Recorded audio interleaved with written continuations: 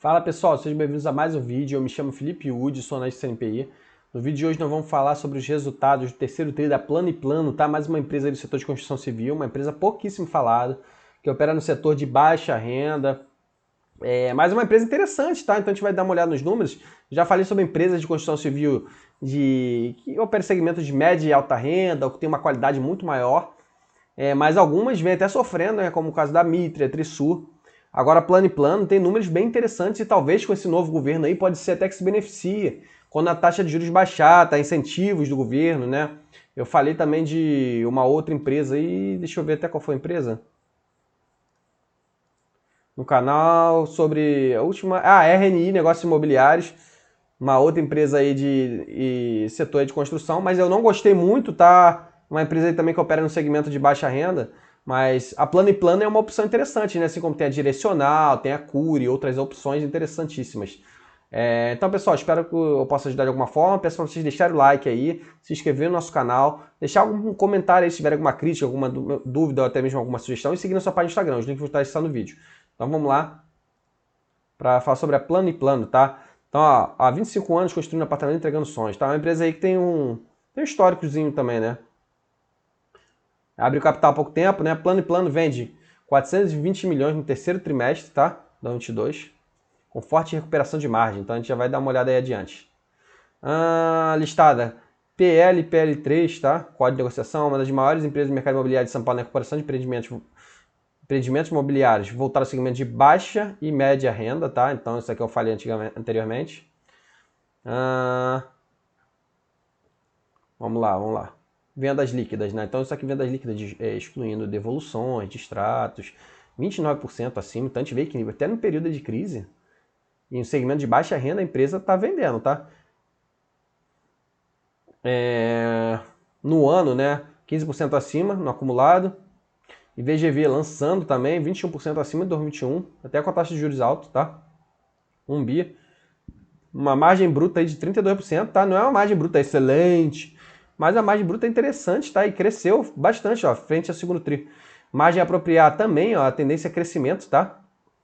E empresa dando lucrinho, tá? 35 milhões aí, ó, 78,6% maior que o segundo tri de 2022. E aí alguma mensagenzinha da administração, né? Acompanhei por medições controladas, tem por objeto a incorporação e comercialização de empreendimentos imobiliários, voltado principalmente para o segmento econômico de baixa renda. Casa Verde e Amarela, né? Que é a RNI, a gente viu lá que tem. Antigo Minha Casa Minha Vida, tá? Bem como empreendimentos voltados para a média renda. Adicionalmente, acompanhei para serviços à construção, supervisão, estudos e projetos, execução de qualquer obra de engenharia civil. Então é parecido até com a Moura, né? A Moura, que eu fiz o vídeo aí, que eu gostei bastante, tá? Moura, código de negociação. Qual é o código dela? Pera aí, dá uma olhada aqui que eu falo para você. Moura do Bo, sei lá como é que se pronuncia isso aqui. MDNE3, tá? A Moura tem muitos projetos, né? É bem mais forte, né, que a Plano e Plano. Mas tem a incorporação dela tá bem forte também. A companhia vem acelerando sua expansão, tendo lançado 116 fases de empreendimento desde 2016 na região metropolitana de São Paulo. Então é um foco dela em São Paulo, mas em baixa renda, né? Em bairros escolhidos com demanda para o segmento que atua, baixa e média renda. Aí já que a gente já viu, bons indicadores, margem bruta, margem a apropriar. Repasse gradual da inflação, ó, que a empresa está passando, ó, nas vendas dos produtos de construção. Como também procurou precificar lançamentos. Então a gente vem tentando repassar preço aí, né? Aí falando que a inflação impactou. Aí ESG, que não é o nosso foco. Então vamos lá. Venda líquida, né? 420 milhões. Vamos ver se aqui não está falando de extrato não, né? Quanto ao preço médio, ó, terceiro tri registrou 199 mil, um aumento de 6%, né? Comparação ao mesmo período do ano anterior. No acumulado foi 195, crescimento de 7,7%. Nós tiveram aqui, ó, vendas líquidas, plano, 14,6% de aumento, né, frente a 2021. No terceiro tri. Resultado bem expressivo, né? Frente ao segundo tri também teve um crescimentozinho. E aí o distrato, né? Tem aqui até aqui o distrato das vendas, ó. Distrato em níveis saudáveis, tá? 8,9%, até aumentou um pouquinho. Frente ao ano passado, reduziu, né? Até curioso, né? Mesmo com a inflação em alta. Vendas líquidas. Vendas contratadas, venda bruta, ó. Venda bruta cresceu. Venda líquida cresceu. No ano também. Né? Então o distrato não foi tão forte, não. Até controlado. Preço médio da venda a gente já deu uma olhada. Histórico de vendas líquidas acumulado nos últimos 12 meses. Então a gente vê que a empresa, ó, conseguindo crescer, né? As vendas aí comparando com o distrato. Né? Inclusive trimestre contra trimestre, tá? Isso é bem interessante, né? Geralmente empresa de crescimento, que é o caso deles, plano e plano tem... Deixa eu ver quanto que ele tem de valor de mercado.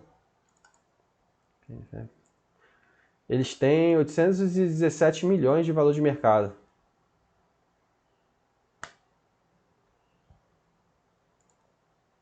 Então é uma empresa de crescimento, tá? Lançamentos.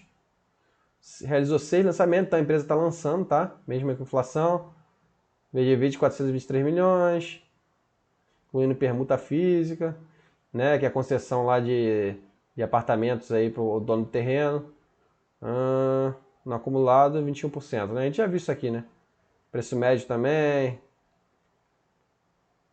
Lançamento eles até reduziram frente ao ano passado, ó, um pouquinho. No trimestre, mas no ano subiu, tá? Aqui de novo, aí participação da Plano em Plano, 100%. VGV crescente, ó, 18,4%. 7% no ano. Tá lançando, né, bastante, ó, 6 no terceiro tri, 5 no segundo tri, né? Mas frente ao ano passado, né, lançou, por enquanto lançou menos, né? Somando o total aí. Preço médio da venda, eles estão conseguindo repassar pouco, né? Porque a inflação deve estar pesando bastante. Aqui o VSO, a gente vê, ó, isso aqui a gente viu algumas empresas. Eu não sei se eu fiz aqui vídeo no canal, mas o VSO da Trisul tá um pouquinho baixo. Da Mitre mesmo não tá tão alto, caiu um pouquinho. Eles têm um VSO, né, que é venda sobre estoque deles, bem alto, dá 42,4%. É sinal que a empresa não tá ficando com um estoque tão preso assim, né? E esse patamar ó, vem vindo desde 2021, ó. Nessa faixa aí acima de 40, aqui caiu um pouquinho. Estoque, né? Estoque para venda. Então a gente tem aqui um estoquezinho aqui. Eles até aumentaram frente ao ano passado, né?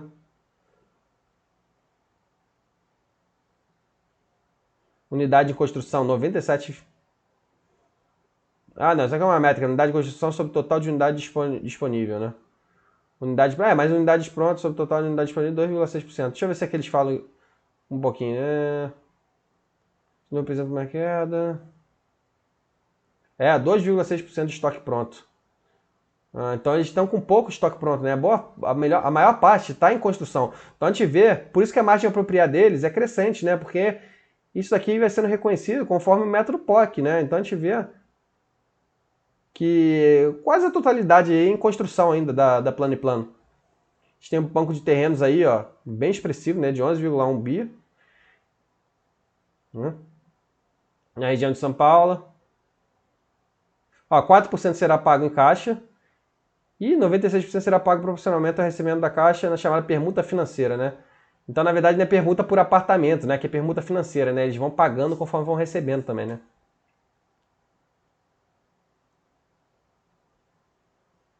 Ó, o custo dos imóveis vendidos aqui cresceu até abaixo, né? No terceiro tri aqui, do que a receita. Mas no ano, ó, pressionou bastante, né? Frente ao... Não, aqui é 14,9%. Pressionou bastante frente à receita, crescimento da receita, né?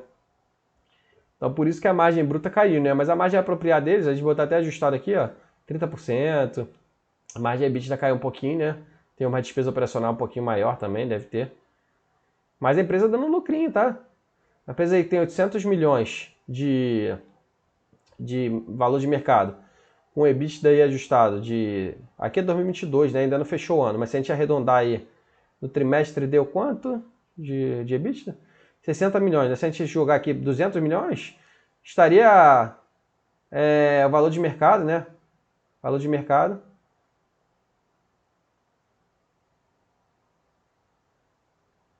Mercado. Vou botar aqui do lado, né? 800, né? 800 milhões.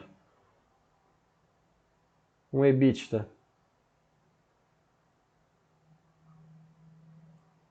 de 200 milhões anual? Estaria cerca de 4 vezes aí o valor de mercado, EBITDA, o valor de mercado, né? Relação ao valor de mercado e EBITDA. Então, assim, ela tem um potencial aí para crescer, né? Não está muito cara, né? É uma métrica aí interessante para a gente acompanhar aí. Depois de dar uma olhada, se fala do endividamento da companhia, receita deles crescendo, CPV aqui impactando muito, mas isso aqui é inflação, né? Então pressionou a margem bruta, o lucro bruto, né? Cresceu aqui, ó, 26%, terceiro trimestre. No anual, 14%, cresceu um pouquinho menos. Ó, mas o lucro bruto e a margem bruta já começou a dar uma recuperada aqui, tá? Tinha pressionado um pouquinho mais aqui nos últimos trimestres. E aqui é apropriar, não, aqui é ajustado, né? E aqui é apropriar, né? Então a gente vê que quando é apropriar, porque como tá a maioria em obra, a gente vê que eles tendem a recuperar aí, né, com essa margem de apropriar, né, com o repasse de preço que eles estão fazendo agora. Falando lucro bruto ajustado, alguns ajustes que eles fazem, margem bruta ajustada. Despesas operacionais. A gente vê que essas empresas construtoras, o pesado, o grosso, não são as despesas operacionais, né, mas cresceu bastante também, né?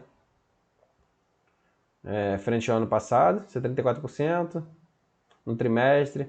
Despesa comercial não tem para onde fugir, mas a administrativa cresceu mais, né? 51%. Mas em valores não são tão pesados assim. Agora no ano cresceu 10%. Então não foi tão grande, né? Até controlar aqui despesas comerciais, despesa administrativa cresceu um pouquinho mais. Então não é, o pior é a inflação no caso dos custos de imóveis vendidos, né? Resultado operacional não caiu um pouquinho, né, por conta dessa pressão. E eles tiveram um resultado financeiro positivo, tá? Então, a empresa não tem uma dívida aí que pesa aqui no resultado financeiro da companhia, nem no trimestre. Trimestre também não pesou, né? Positivo. Ano passado já tinha dado aqui negativo, mas bem pequenininho também. Aqui imposto de renda, vamos pulando. E o lucro, a margem líquida, até subiu, é 8,6%. Mas a margem do setor não é tão forte, né? Ano passado estava um pouquinho maior a margem líquida.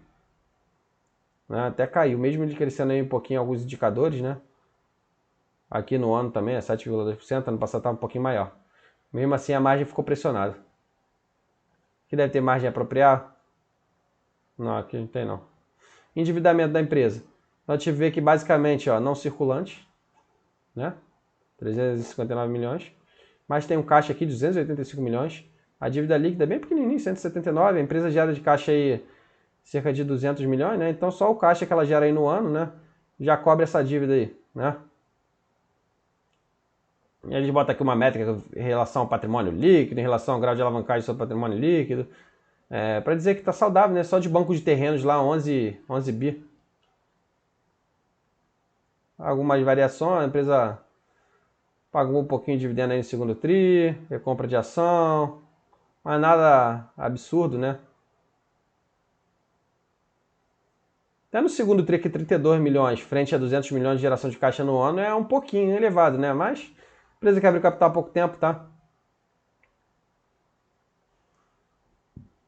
Então acho que basicamente é isso aí, tá, pessoal? Deixa eu mudar aqui para minha tela. A Plano & Plano é uma empresa interessante, assim, não é uma empresa excelente, mas é uma empresa interessante aí para se acompanhar de perto. Bem mais interessante do que a RNI, né, que a gente fez aí o vídeo a pedido aí de um colega do canal. Espero que eu possa ter contribuído de alguma forma para o estudo de vocês. Eu também estou aprendendo, né? Eu acho muito interessante a gente acompanhar empresas novas, empresas diferentes. Por isso que eu fiz uma playlist de analisando clubes de futebol, empresas de exterior. Estou até devendo um pouquinho, mas como o canal está crescendo, eu estou tentando focar aqui um pouquinho mais no Brasil, que é o que o pessoal busca mais. Se vocês gostaram do vídeo, deixa o like aí, se inscreve no nosso canal, segue nossa página no Instagram e comenta aqui embaixo, tá? Se tiver alguma dúvida, alguma crítica ou até mesmo alguma sugestão, né? Esses comentários até ajudam a impulsionar o crescimento do nosso canal. Valeu, forte abraço para vocês.